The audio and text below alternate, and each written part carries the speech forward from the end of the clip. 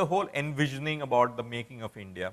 We are talking about, on the people side, 15, 20, 25 million people a year which need to get gainfully employed on the one side. On the other side, there is a huge requirement of dramatically increasing public goods.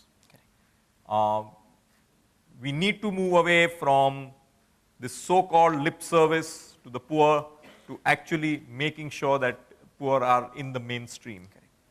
Combine this with the fact that very often political agendas drive decisions which in the long run hurt the poor. Like for example, and this whole business, actually the most interesting thing to me was, hey, we are only 3% urban land. In next 15 years, at the most we will go to 6%, which will create a huge level of energy and opportunity.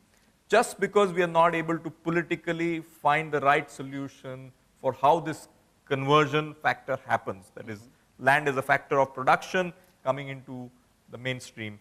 We are basically saying, come out with rules, which is the whole land bill with all the challenges which are right now a subject matter of discussion.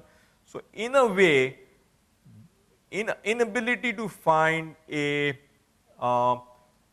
political solution to fundamental economics, we are running the risk of throwing the baby with the bathwater. In a sense, politics may be trumping economics, where instead of which what we need is economics in some sense sitting along with politics and helping us frame the policies in a sense. Therefore, if we have to work towards the making of India, we need significantly more harmonization of politics and economics. Correct. Is that the bottom line of what you're saying?